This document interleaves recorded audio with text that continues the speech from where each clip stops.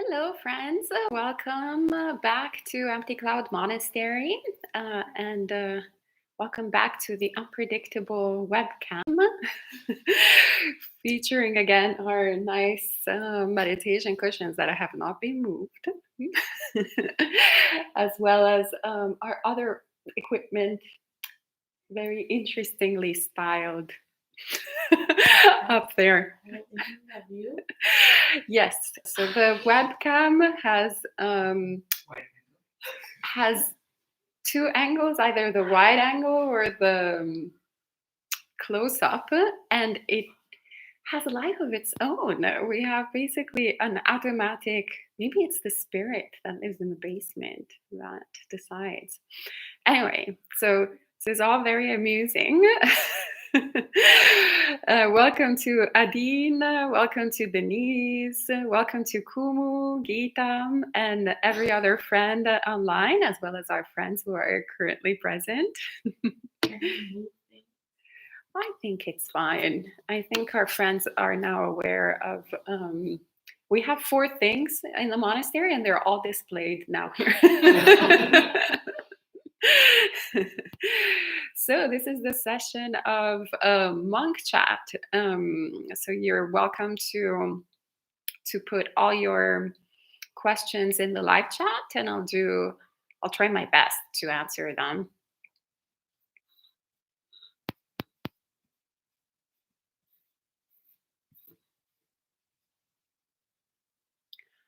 Oh, Geeta saying, my uncle, father's brother is in ICU and in critical condition. I may be with you for a short while. Oh, I'm sorry to hear, Geeta. Yes, of course. We'll do a little chanting for your uncle tomorrow. I hope he'll be happy and healthy very soon.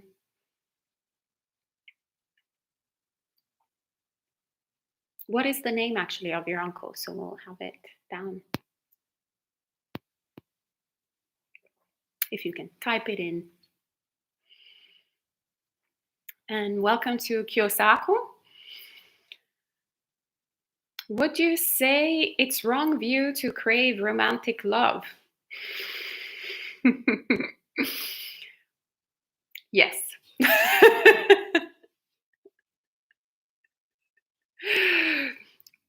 If you wanted an answer. Well, fundamentally, any type of craving, it just doesn't really lead to liberation, right? It leads to suffering. That's the second noble truth. What is the cause of suffering? It's craving. So whether you're craving for romantic love, or you're craving for ice cream, or you're craving for a new job, you're going to suffer. So there are different, shades of suffering. If you crave to kill sentient beings, then you're going to suffer even more. So if you got to crave between romantic love and torturing sentient beings, I recommend the first rather than the latter. But you're still, any type of craving will have a similar shade of color, same color of dukkha, and lead to suffering. So what I would encourage you is to crave unconditional love,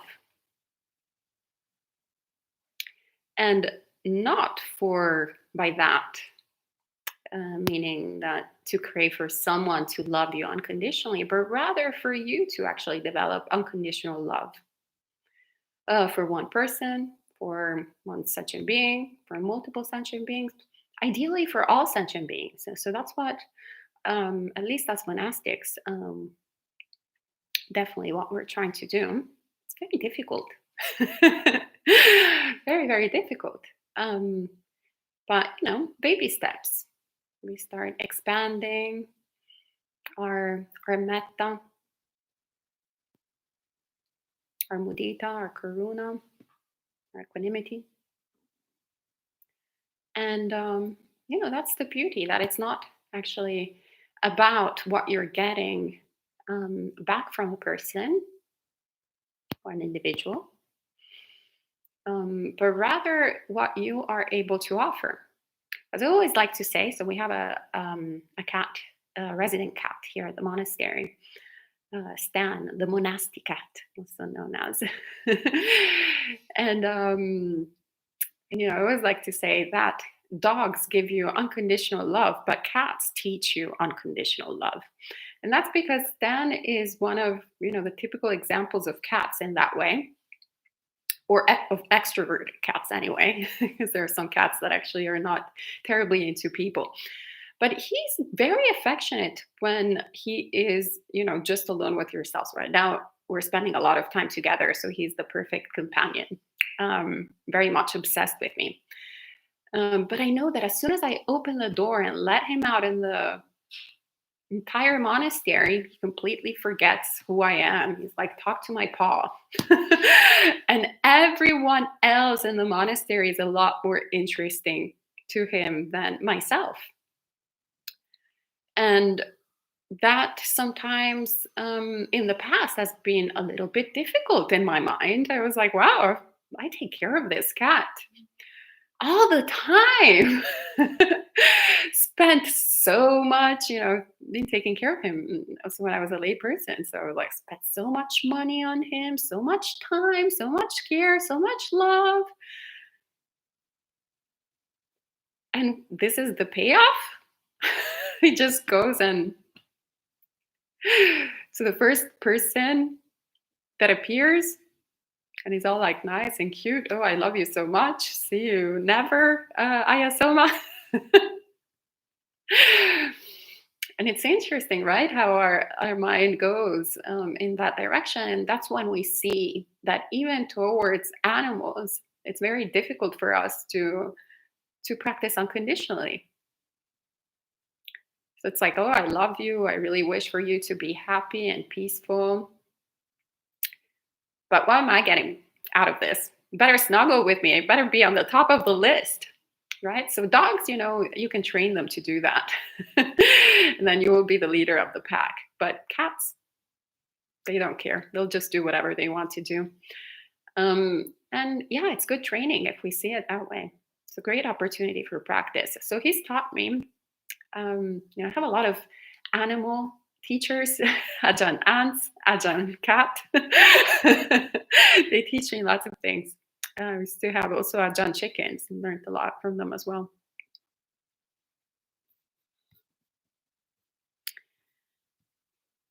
All right. And Gita is saying his name is Sivaraja. His daughter is a doctor, and she just called to say he will be taken off the ventilator tomorrow to accommodate a peaceful last few moments. Oh, we will make sure to dedicate blessings to Sivaraja tomorrow.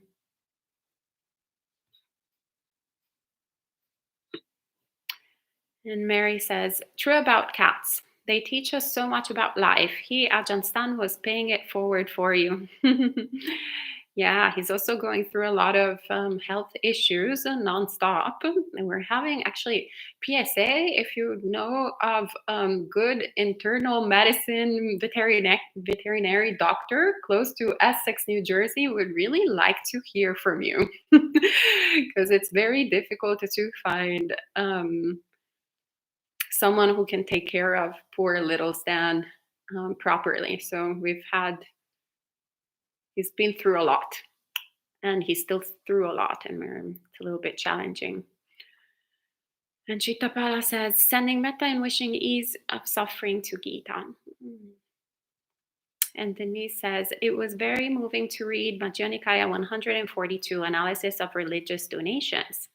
Bhikkhu Sujato's translation talks about improper gift to the Sangha. What qualifies as an improper gift? Now, I don't remember Majjhima Nikaya 142 exactly what it says. Haven't read it in a while. So what qualifies as an improper gift? I will address it in a general way rather than addressing that sutta in particular. And there are certain things that we cannot accept as monastics, matter of factly. So, for example, if, here at Empty Cloud, it's very easy because the monastery is vegetarian. But when it's not the case. So when you're going on alms rounds, for example, when we go on alms round, not when there is a storm, but usually when there's a somewhat more doable weather, then we'll just accept whatever is given to us. But there are certain things that we cannot accept, like alcohol, for example. If there's, which surprisingly, we've had a lot of offerings at the farmers market, with really generous people coming up to us, and we're like, "Can I give you a bottle of wine?" And we're like, "Well, we appreciate your generosity, but we can't accept alcohol." So in that case, it's once again appreciating the fact that someone wants to give, but the gift is improper, so it cannot be accepted.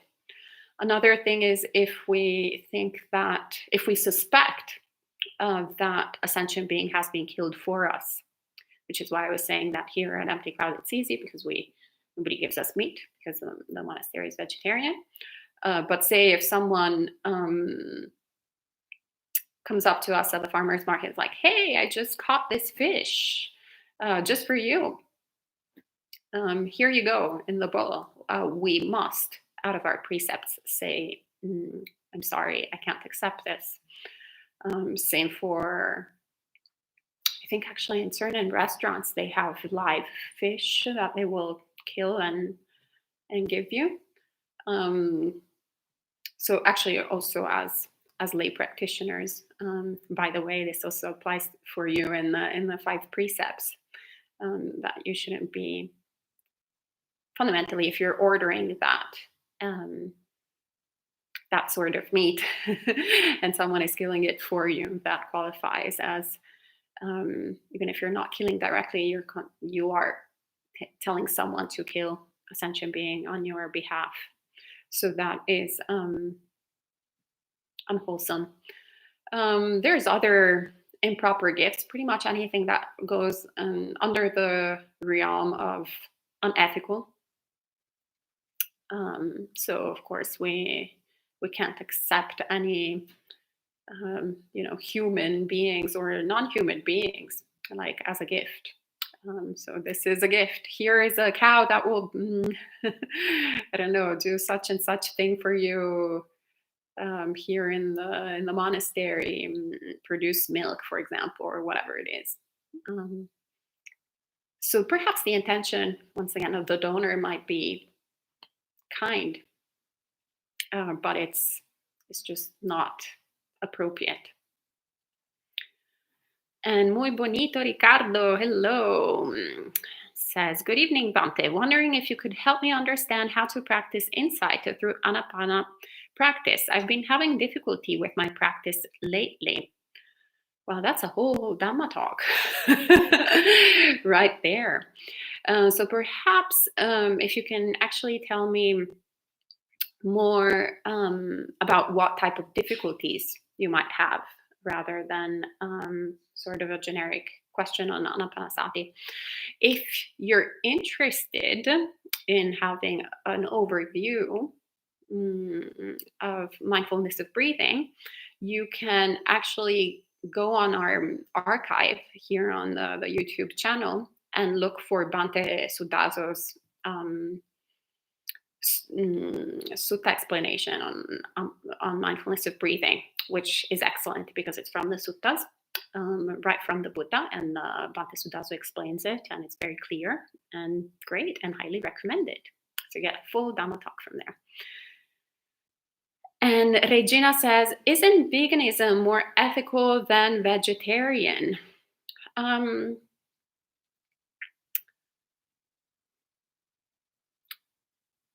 So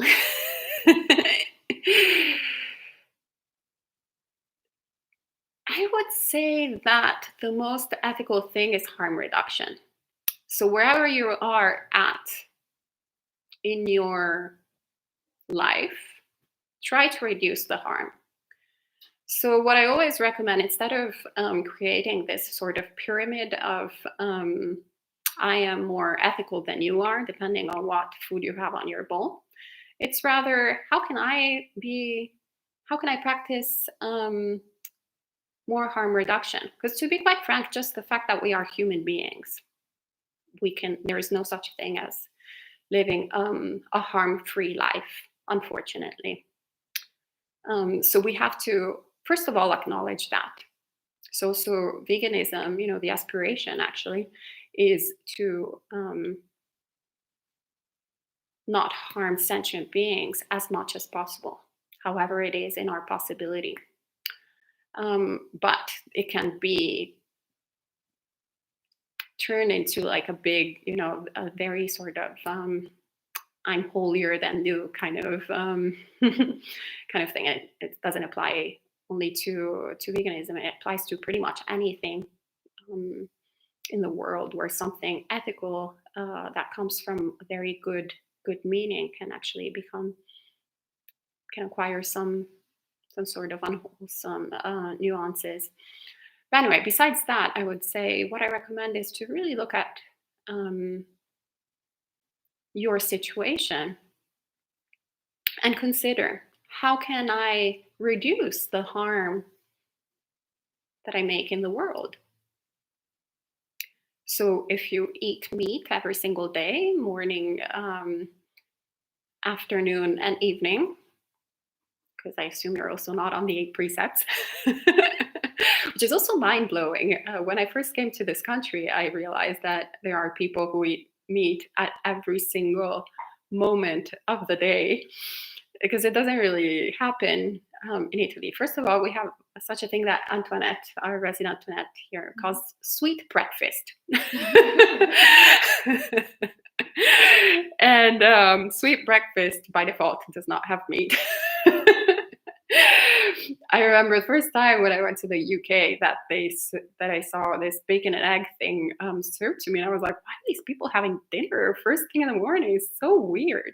But anyway, so if you have your bacon and eggs, and then all types of animals throughout the day, and perhaps you can start by having sweet breakfast and cutting one off. Nice croissant with coffee or some cereal with milk, and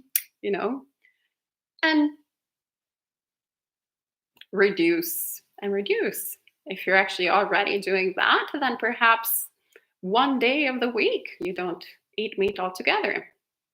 If you're already doing that, then maybe 2 weeks. 2 weeks. 2 weeks in 1 week. That's great. 2 days in a week. So reducing, and reducing. And then seeing what is the situation, how is it changing, how is it shifting your mind state. And if you are capable of having a vegan diet, that is incredible. Well, first of all, it's an incredible privilege just to have the choice of deciding what to eat. Most people in the world do not have those conditions. But here in the West, for the most part, we're very privileged. So we do have those conditions for the most part. Normally, you just go and to a or a restaurant or a supermarket, and there's lots of different foods, and we choose. But we also have a lot of defilements. So perhaps we eat meat 7 days a week, but we have the aspirations to be vegan. But then it's a little bit difficult to go overnight, to shift entirely, to match our aspirations with our actions. So yeah, do your best. And congratulate yourself with the successes rather than with the drawbacks. Now, if your question was asked because I mentioned that the monastery is vegetarian rather than vegan, thinking that maybe that was actually what you wanted to know, Regina, is there are different reasons why this monastery is vegetarian rather than vegan.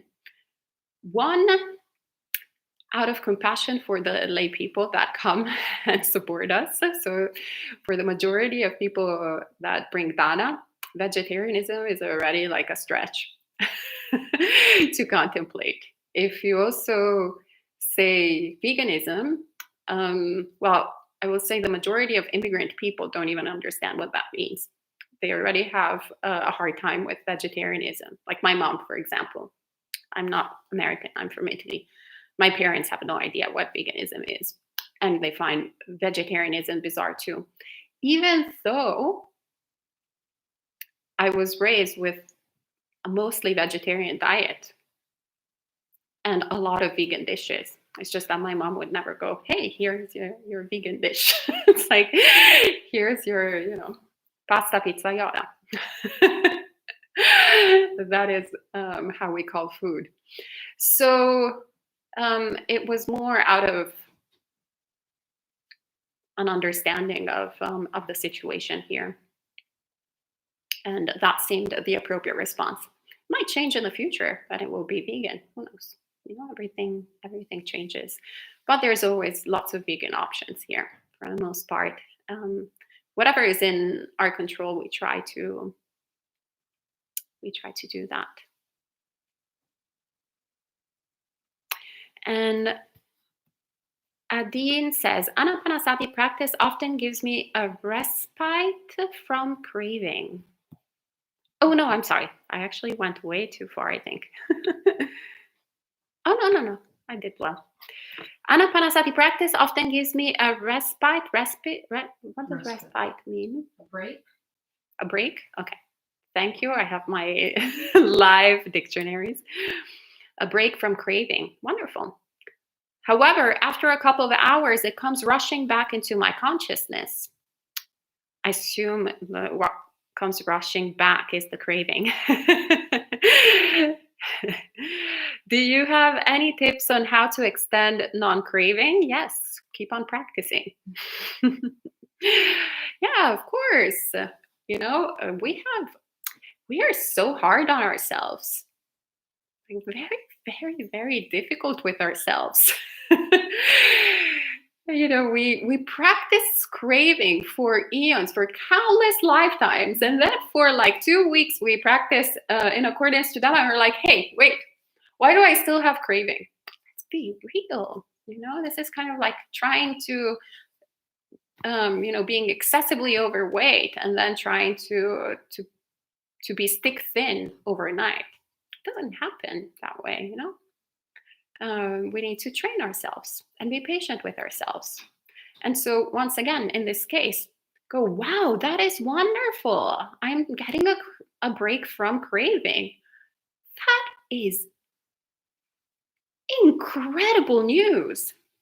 That is more than 99% of humans on Earth.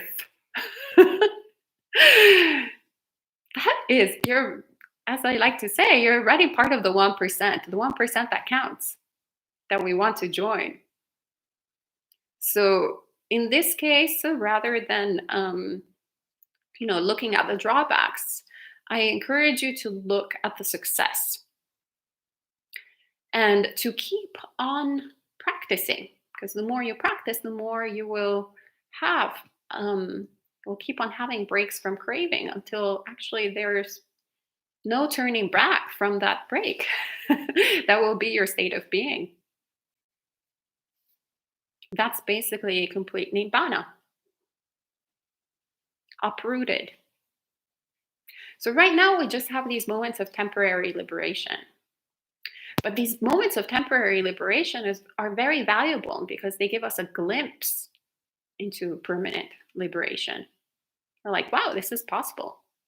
All my life, I have never taken a break from this craving. Actually, I had no idea it was even there to begin with. I just know that there was a bunch of dukkha that was randomly present.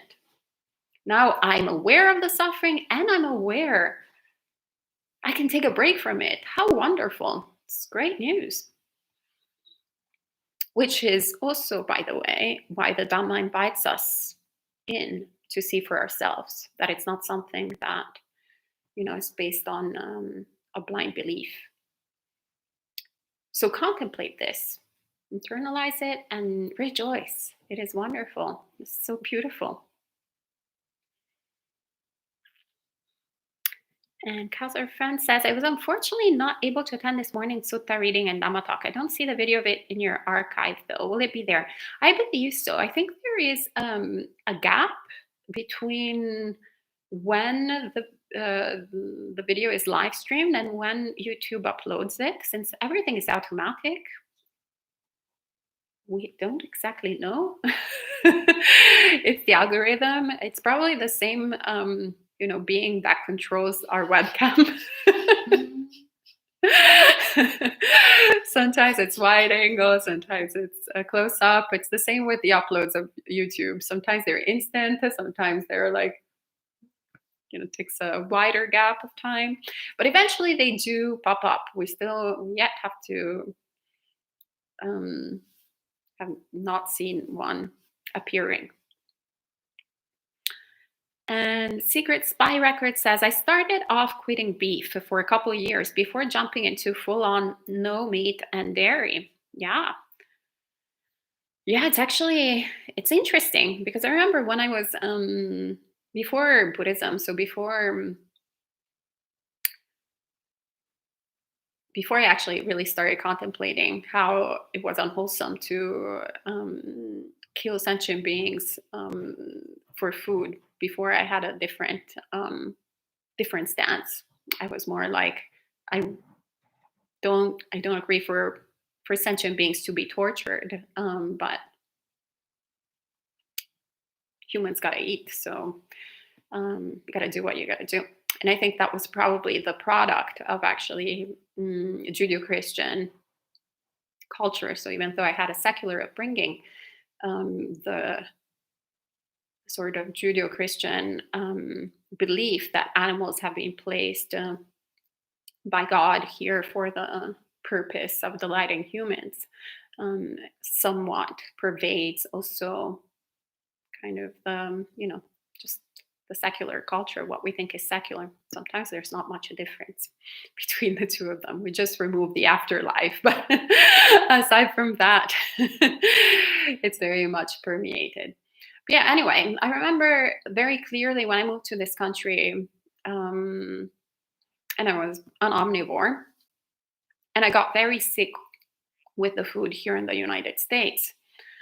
So, long story short, I started researching how food was produced here and why I got sick, and I got very much into um,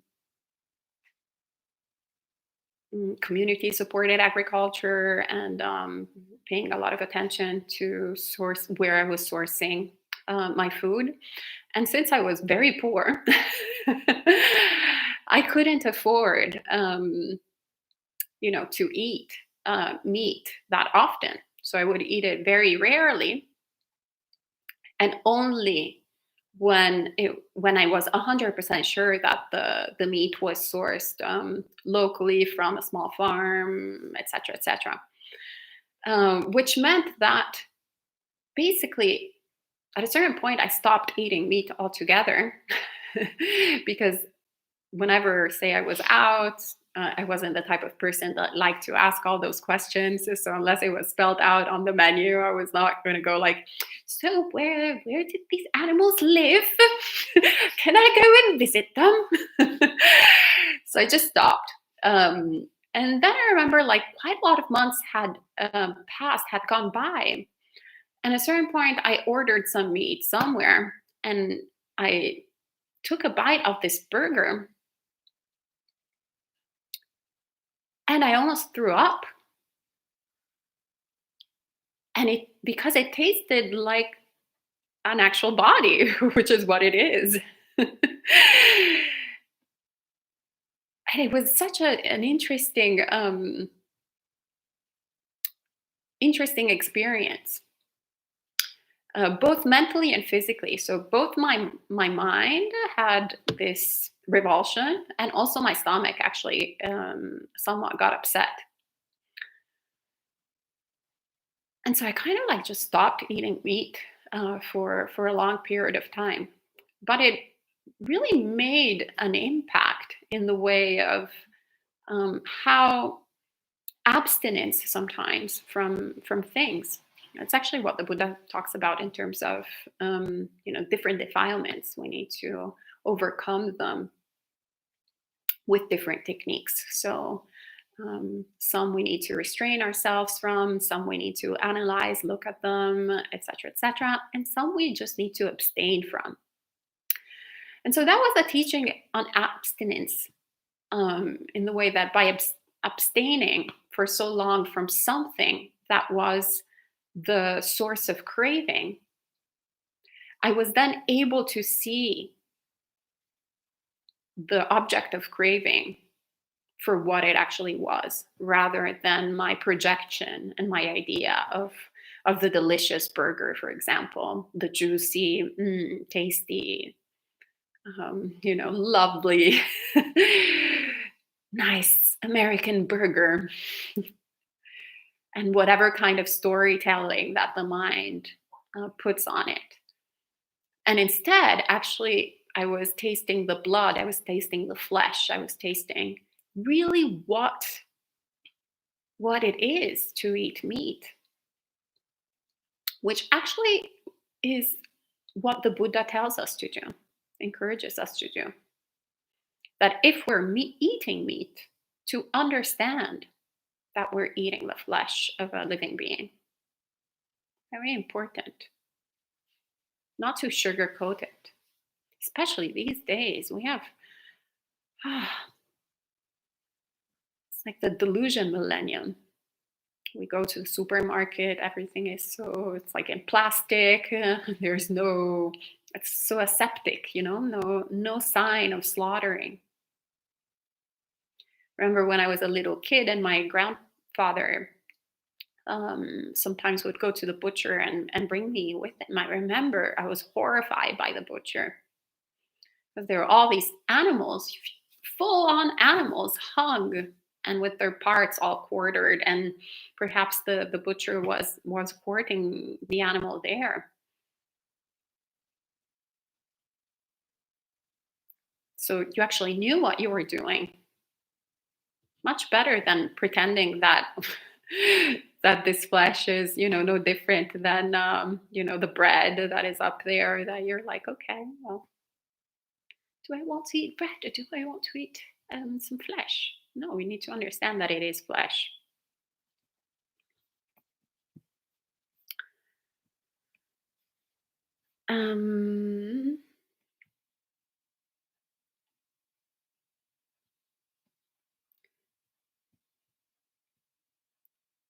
And Kiyosako says, have you ever read Dogen? I have only read very short pieces, short, brief things here and there. But I put a lot of actually books on the wish list that were purchased. So it's on my to-do list to get to Dogen. And Adine says, since becoming vegan, I've saved a lot of money on groceries. Thumbs up. Yeah, there's lots of good things to come from that. Especially if you buy properly, if you purchase properly. Unfortunately, in this country, the majority of people actually, because the meat industry is so subsidized by the government, it's cheaper to buy meat sometimes than it is to buy vegetables, conventional vegetables, which is so bizarre. That was the first thing that I noticed when I moved to the United States from Europe. I was like, how is it possible that this meat is so cheap? And you can have this like giant thing that in Italy would cost 4 times as much. And then I was like, how is it possible that 2 apples are more expensive than this chicken breast? Very bizarre. And these were all actually the cues that led me to do the research, because I was really not understanding how it was possible. So yeah, we kind of live in this Truman's show where there are a lot of things aren't really going according to plan. But yeah, when you do wholesome things, you feel so much better, and also you save money. So you rejoice in the good actions that you're doing, Nadine. And Muy Bonito Ricardo says, so when I practice Anapana, I seem to not be able to go beyond mindfulness of in breath and out breath. There's a few opportunities when I'm able to feel the breath in my whole body. Maybe I'm craving insight that's not arising, but definitely we'll check out Bhante Sudazo's talk on Anapana. So when I practice Anapana, I seem to not.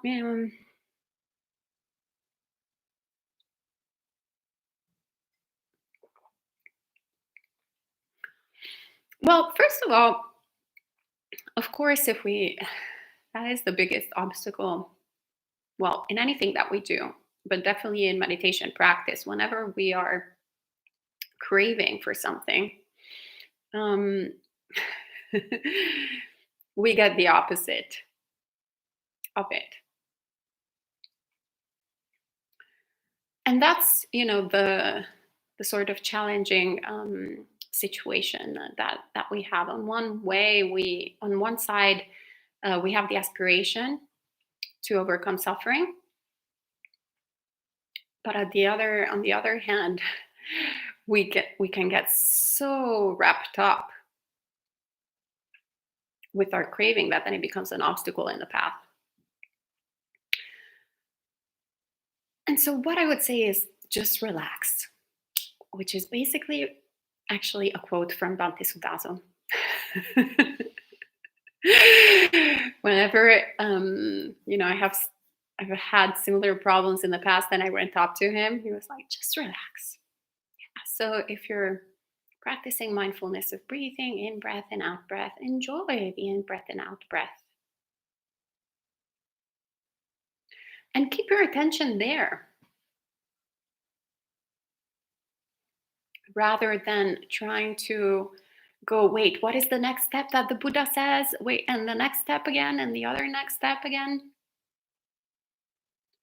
But rather, just observe the breathing, how it's different in every single moment. And then naturally, your field of awareness will start expanding. But it will start expanding not forcefully, but organically. Because the meditation practice won't be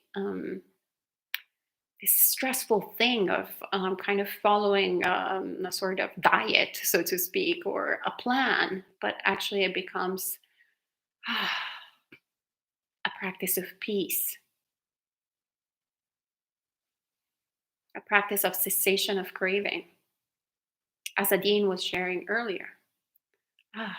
Now finally I can get a break from craving. That is wonderful.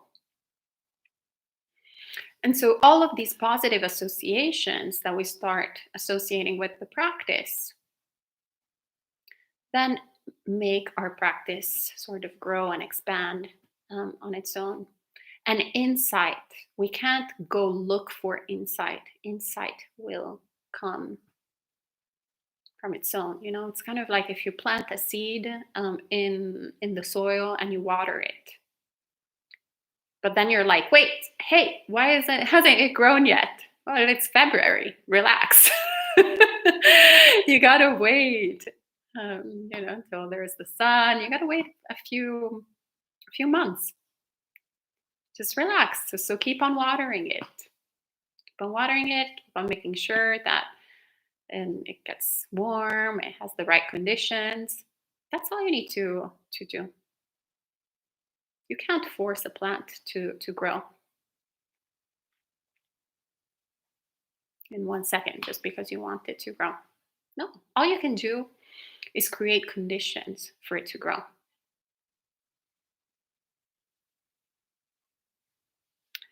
And Kiyosako says, I agree that suffering should be kept to a minimum, but isn't it the mind telling itself stories to say that herbs don't suffer and aren't sentient?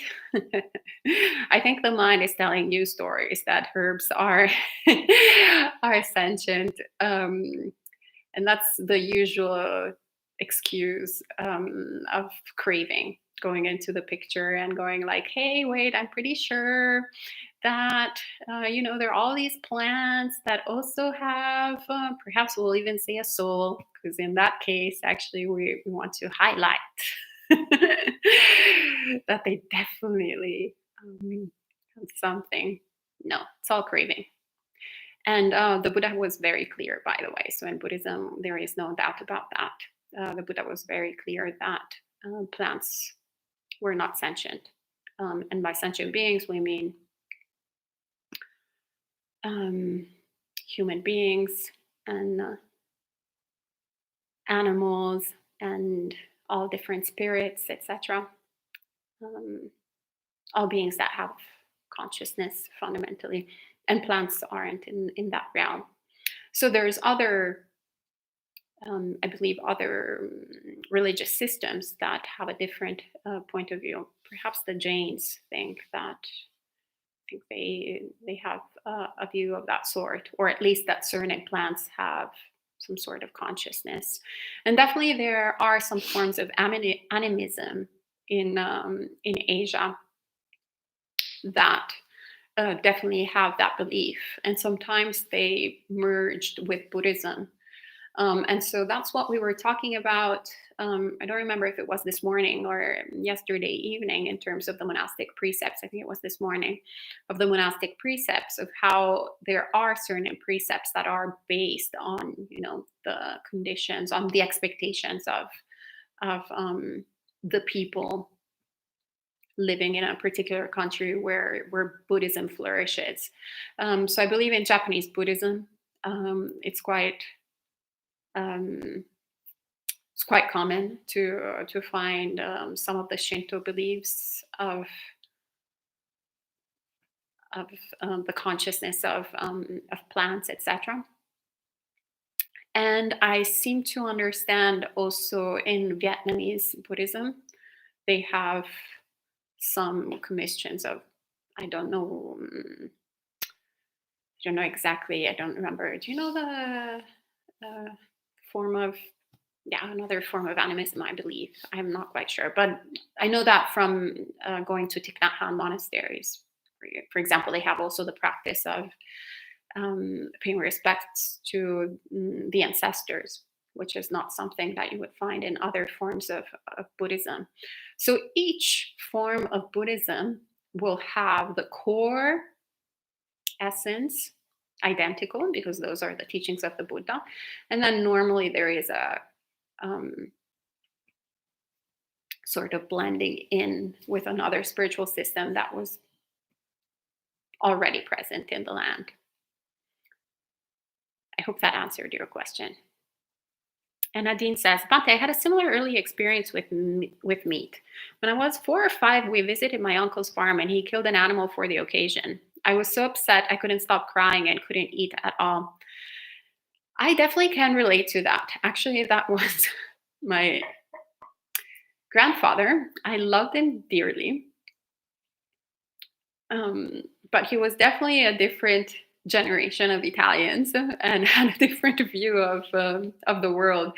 And he had this garden with rabbits, and the rabbits were really cute. And they were all white except one that was brown. And one day my grandfather was like, oh, pick your favorite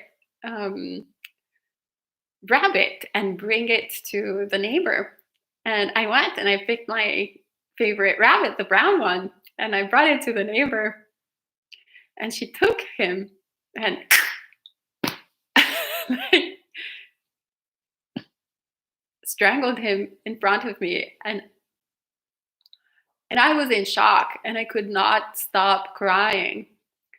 And whenever I tell this story, everybody's kind of horrified and how brutal my grandfather and the neighbor were. But for them, it was just something so simple, They were all born in the First World War. So they did 2 wars, First World War and Second World War. My grandparents didn't have many food choices growing up.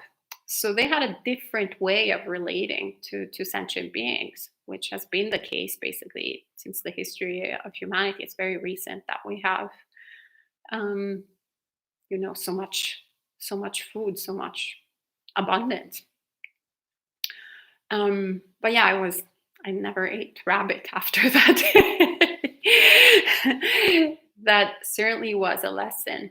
But it's interesting though, when I think about it, how I never ate rabbit, but I ate other sentient beings that I hadn't seen killed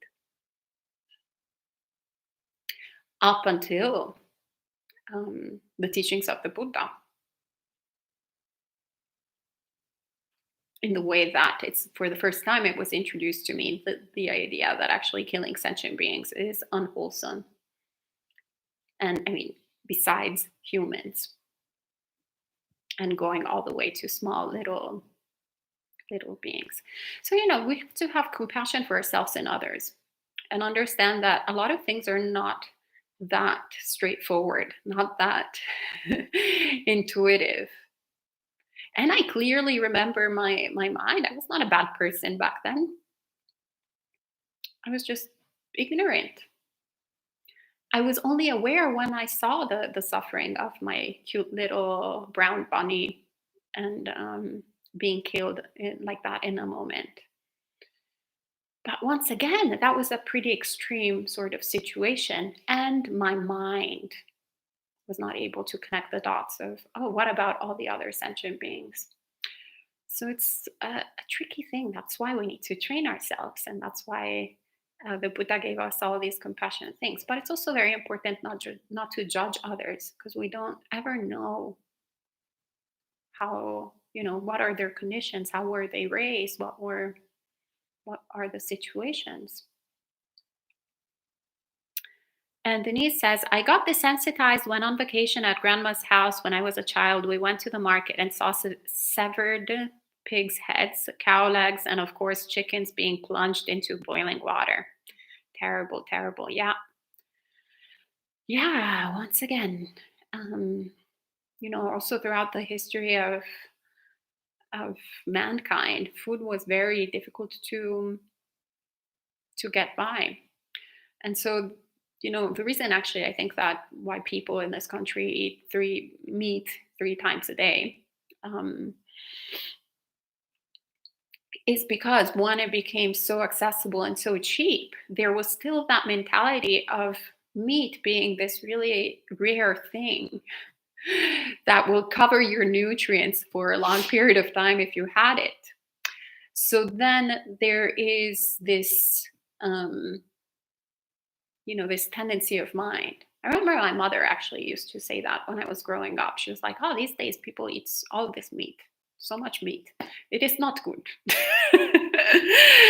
You should not eat that much meat. But she was noticing how things were shifting just because, Italy was becoming wealthier than when she was raised, and how people were having more access, more money to spend. Um, and then there was a longer frequency, but it's never been as cheap as here, so people don't eat it like a million times. And also, we have sweet breakfast, as I was saying.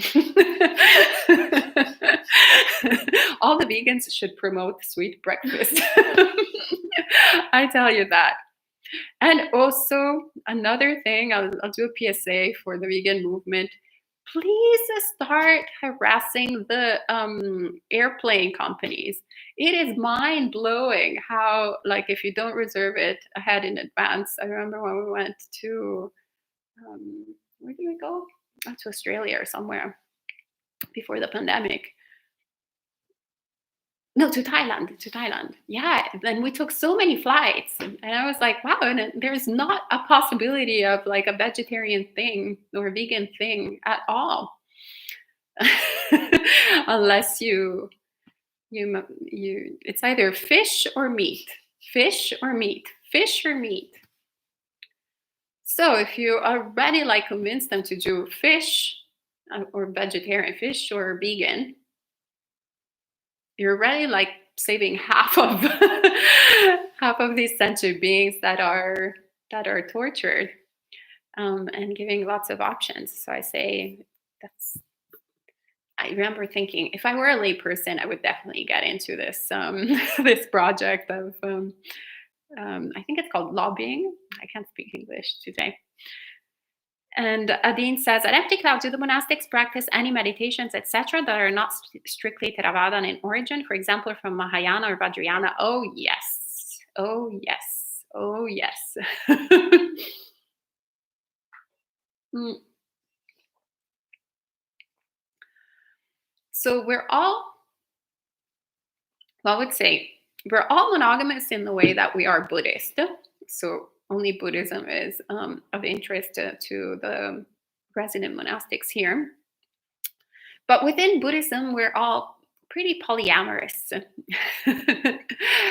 So there's a fondness for and appreciation for all the, wholesome forms of Buddhism.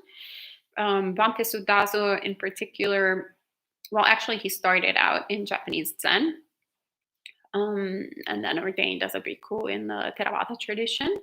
But he practices, so of course, he practices in accordance to the Theravada tradition, but also has a strong affinity with Japanese Zen and Chinese Zen, so in the Mahayana tradition.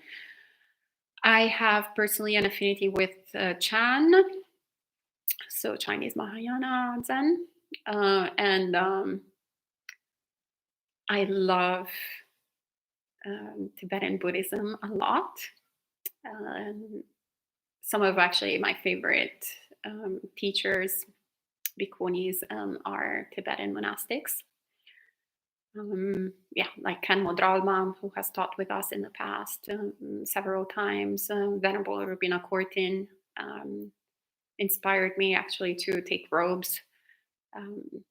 She really made an impact in my mind. Yeah, honestly, actually, I started laughing at a certain point at myself because throughout the years, we had so many different practitioners of so many different lineages. So, when I was practicing in the Thai forest tradition, I was like, wow, this is the best lineage ever. This is the only way to attain enlightenment. Only if I practice this way. I'm only interested in specifically the Thai forest tradition. Then I would go and spend some time with Sri Lankan monks. I'm like, actually, the Sri Lankan monks really know what's up because they actually study the teachings, profoundly. They have an incredible knowledge of the suttas.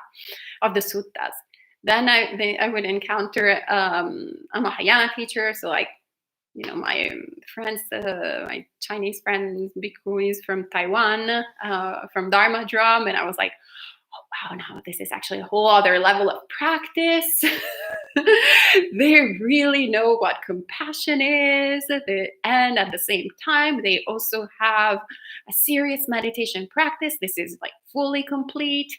And then I would start practicing the Tibetan tradition. I'm like, actually, no one really understands anything except for the Tibetans.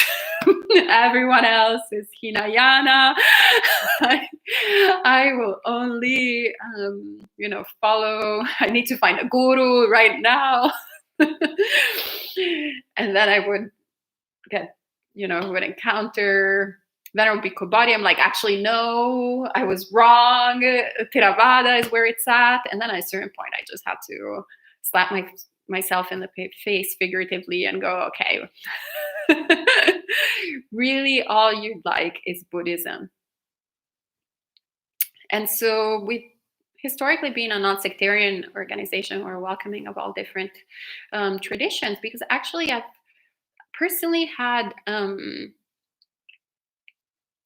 lot of opportunities to understand better the Dhamma by hearing it through different perspectives, through different lenses.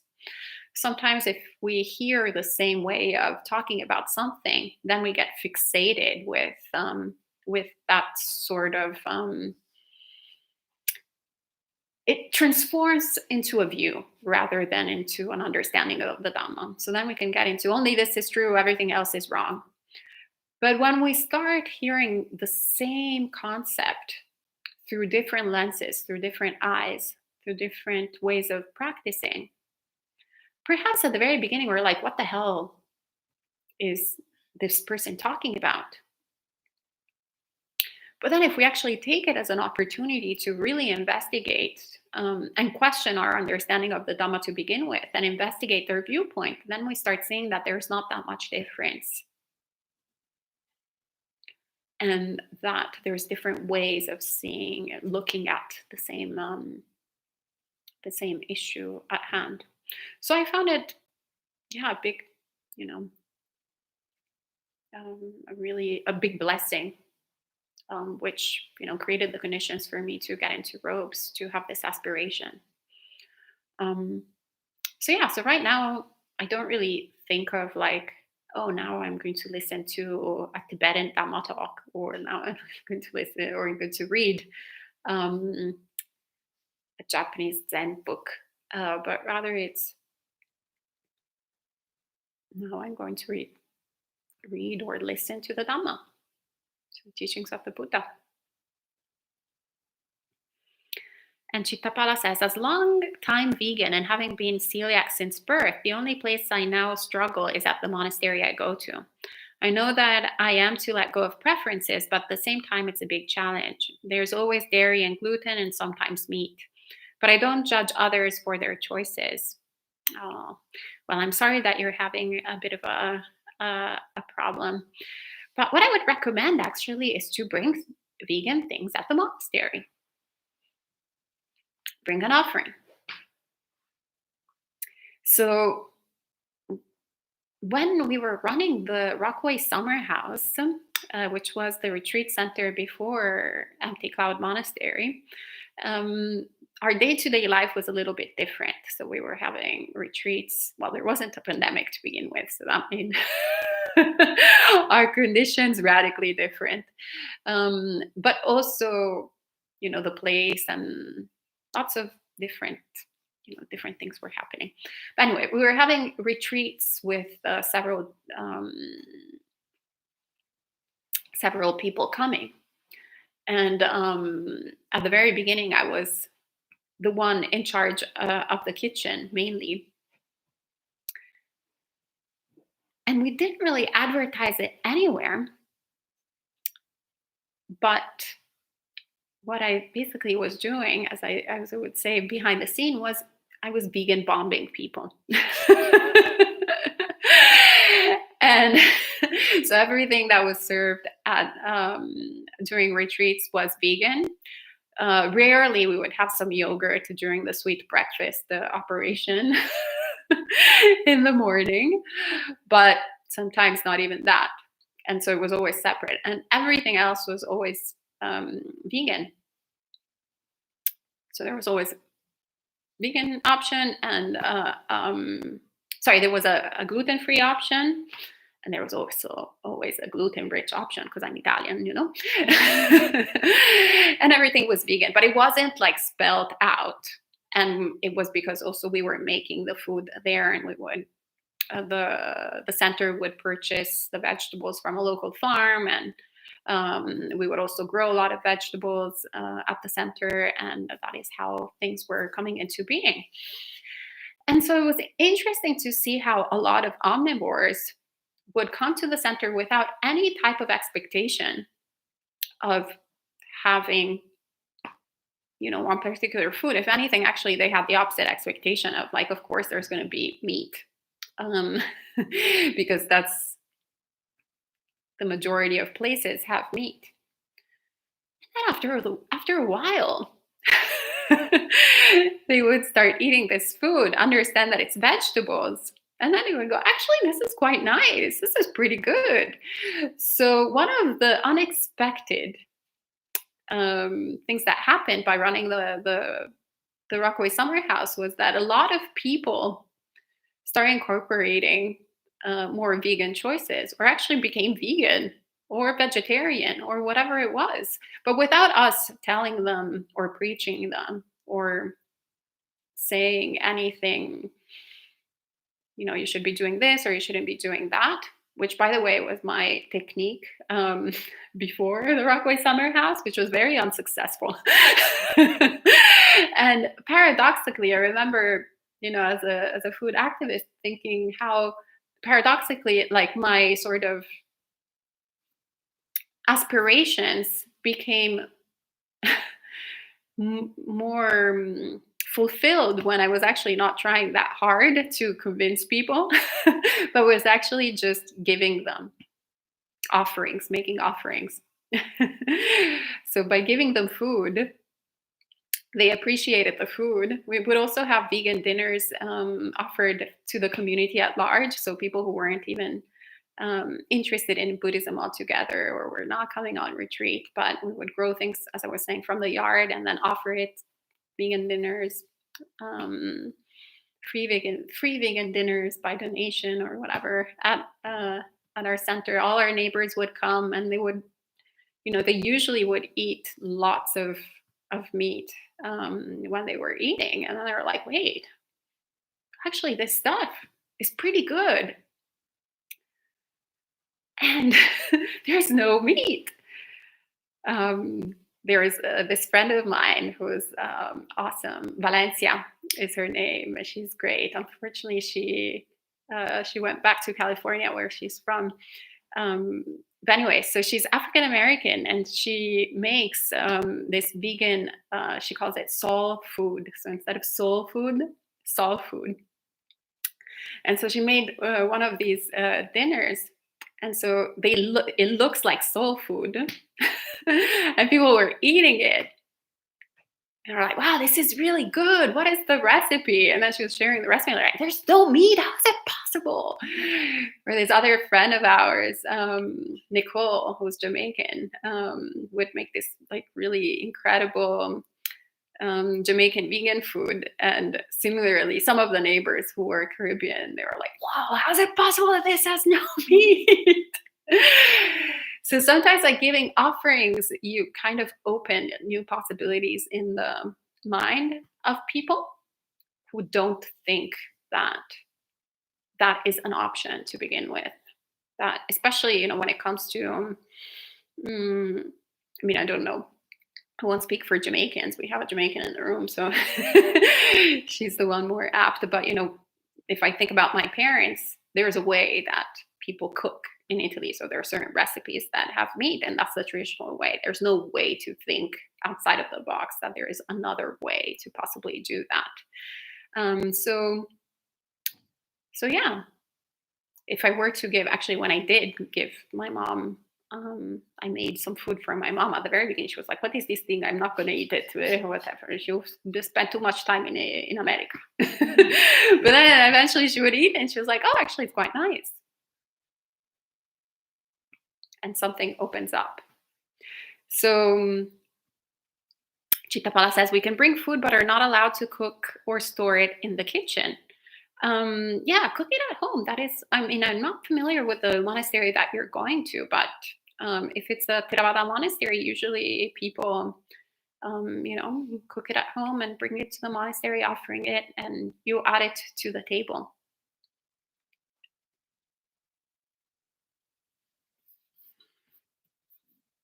And Chittapala says, I see so many teachers not focusing on death meditation in the Satipatthana meditation. I have found it useful for my practice. Could you talk about how much importance you give to this? The Buddha tells us actually should be one of our daily recollections.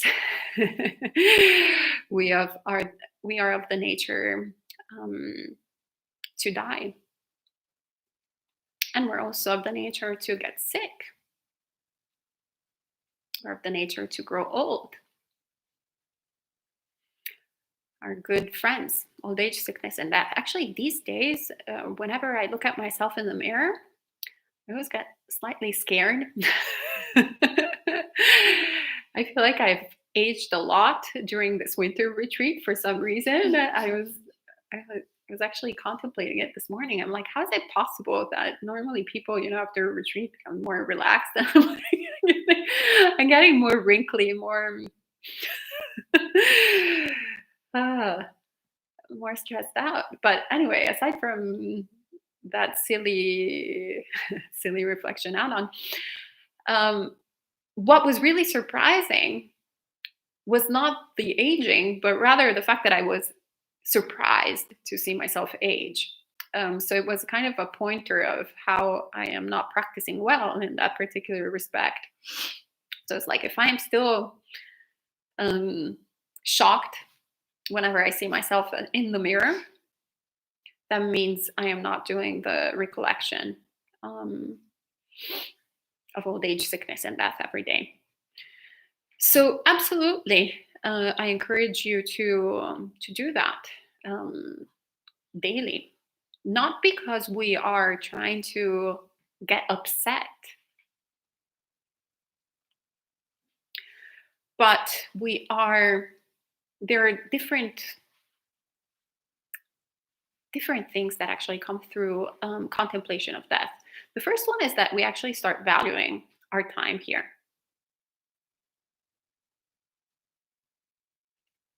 How much time do we waste, for example, on Facebook? How much time do we spend wasting on our phone, browsing, watching this, watching that? They have this nice little thing actually now on the iPhones that it tells you how much time you've spent on. I think it's brilliant. Because then you can go like, oh, I spent all of these minutes or hours or whatever. I could have done something else with my life.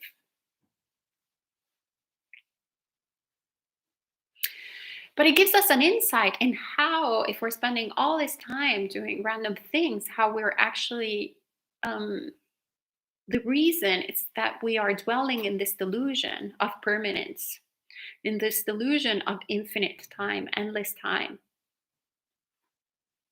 That we know we are going to die, but we actually don't really think we're going to die. And similarly, we know that the people we care about are going to die, but we don't really think they're going to die, which is why we're always shocked when that happens.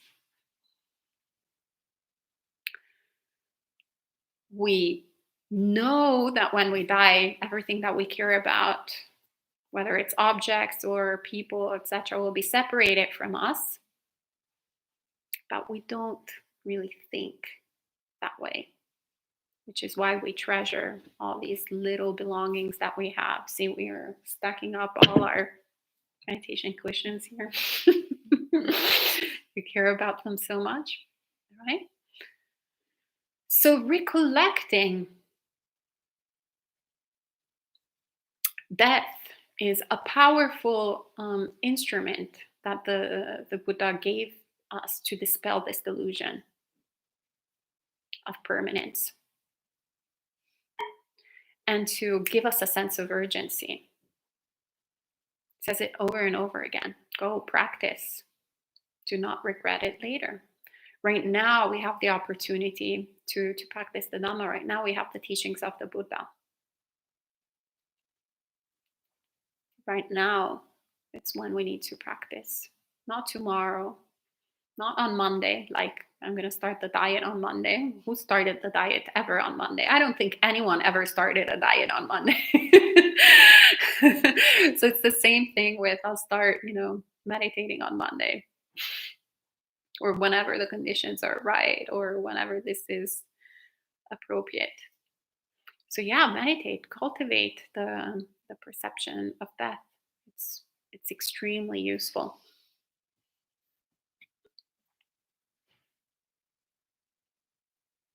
And Jonathan says, are you familiar with the Karaniya Metta Sutta? And if so, what are your thoughts on metta meditation? Oh, yeah. There was a time actually when we used to chant it every day, actually, for several years. The past couple of months, we shifted the chanting a little bit. So now we chant it less often. But it's definitely, I think, everybody's practitioner is familiar with the Metta Sutta. What are my thoughts on metta meditation? That it's an incredibly powerful practice. The Buddha encourages us to cultivate it, develop it, together with all the other Brahmaviharas, for the benefit of ourselves and the benefit of others. So it's first and foremost an antidote towards aversion. So if you have aversive tendencies and you practice metta meditation on a regular basis, you're definitely smoothing the mind, caressing the mind over and over again until it becomes a bit more pleasant to be with. And also you're a bit more pleasant to be around with. So whenever I don't do metta meditation, people here are very aware. They might not say anything, but they're like, Ayya Soma. She forgot to do her metta meditation practice today. So yeah, it's also interesting because if we're aversive types, it doesn't necessarily come naturally. And it's the last, usually on the list, it's the last meditation practice we want to do, because of course it's that's the nature of the defilements. The defilements always dislike the antidote. They are very affectionate. They want to stay with you and hug you as much as possible. So my personal experience is that at the very beginning, I have a bit of an aversion of practicing metta meditation, to be quite frank. And then as I'm practicing, I am delighted. And afterwards, I'm like, why the hell do I not do metta meditation all the time? Which is actually an insight in also a bit of the self-hatred that I have, which is why I started, in the past year or so, I started, instead of starting nurturing the sentiment of loving kindness by wishing for everyone to be happy and then getting to me, which I would normally skip, I do the other way around. So I start with myself, wishing for myself to be happy, healthy, and peaceful, and be completely free from greed, hatred, and delusion, and attain nibbana, and then expand it to everyone else. So that I have found very, very useful. And it counteracts that sort of subconscious self-hatred that I have, or that sense that I don't really deserve to be happy, or that other people are more deserving to be happy than I am. So all those crazy, bizarre thoughts that we have, that we've nurtured, and then we kind of like put them in our subconscious, and then we keep on feeding them, And so I decided, I'm gonna start punching this defilement. And so it's been working much more effectively for me. But we use all these techniques at the very beginning to nurture the sentiment of loving kindness. But then we should drop all of that and just stay with the mind pervaded with the beauty of loving kindness. If you have other questions, follow-up questions, feel free to have them. And Kumu asks, metta meditation or Brahma Vihara meditation, is there an instructional video on Buddhist Insights site on YouTube? Yes, there is. We have. When the pandemic started, for 3 months, we were doing live streams morning and evening every day, sometimes 3 times a day. So we've covered a lot of ground. So pretty much anything, I believe, you can type in our search and it's there. And definitely Bhante Sutta, so I recommend. But there's also other teachers there as well.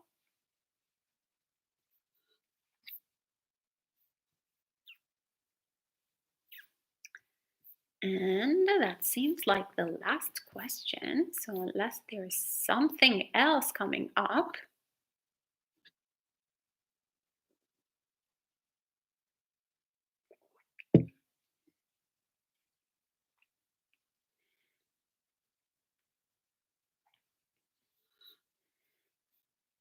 no, people are silent. All right. Maybe that's all for this evening then. Three, two, one and a half, one. All right. Okay, so that's looks like that's all. Good to see you, Scott, as well. And we can end the evening then with three sadhus. Sadhu, sadhu, sadhu.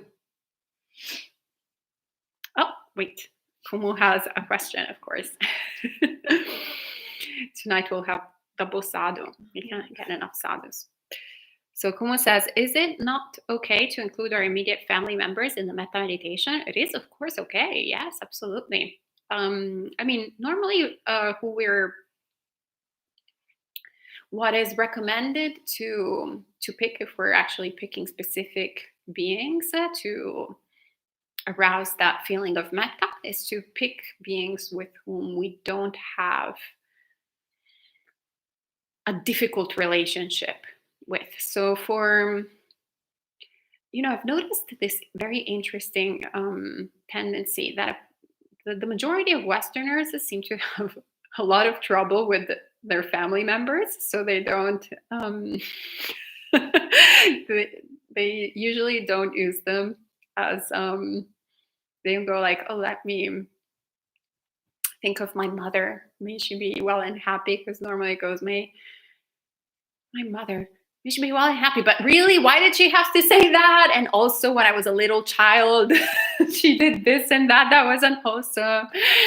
And so we have all these, kind of triggers. And then instead of metta meditation, we're doing irritation meditation. So it's not very recommended. But our Asian friends, for some reason, don't seem to have such a complicated relationship with their family. So statistically speaking, they seem to have had no trouble. Actually, that it was in fact the opposite. It was an aid to their practice to think of their parents, of their family members. So it's really up to you. There's not like one way to do metta meditation. As a matter of fact, if you put metta meditation on YouTube, you'll find lots of different monastics that will have a different way of sharing the instructions for metta meditation. So it's up to you to see what works for your mind and practice accordingly. So what we're aiming at, once again, is nurturing the sentiment of loving kindness.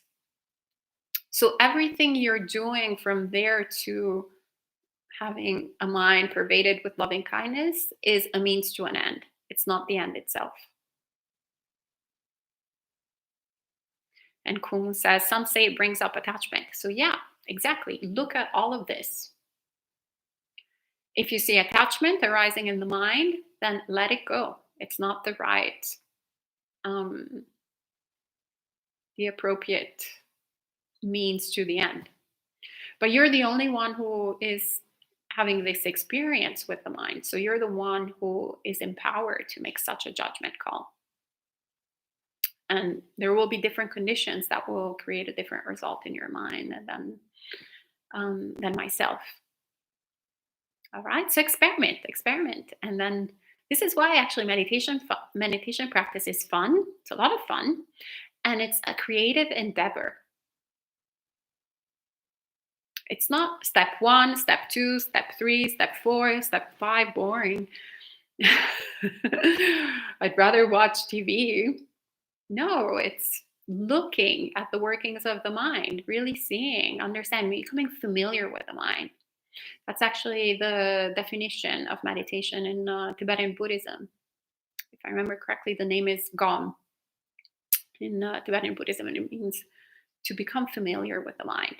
And that's because we're not familiar with our mind. We have no idea what the hell it does. Usually, we're very confused. And so we go by assumptions, or we go by perhaps Antoinette shares with me what's going on with their mind. And I'm like, oh, yeah, that's what's going on with my mind too. No, not really. I mean, we both have greed, hatred, and delusion, but it just manifests in different ways, slightly different ways. So we need to understand, become familiar. We're like, okay, that's my attachment. It manifests if I bring this thought, if I arise this thought in the mind. So let me drop this thought. Let me use this other tool. And as you practice this way, you become acquainted with what is currently your experience, and you become more skilled at putting the right conditions in place. Because this is basically what we're trying to do here. We're not trying to patch up what we've done in the past. Because what has done in the past, we're going to receive the consequences of it. It's done in the past. So you can't control the consequences, you can control the causes. So controlling the causes means putting new conditions in place to get new results. And these results obviously are going to be happiness rather than suffering. Right? So I hope that is helpful. And now we're seriously going to end with 3 sadhus. Sadhu, sadhu, sadhu. May you all be happy, healthy, and peaceful, and may you all swiftly attain awakening.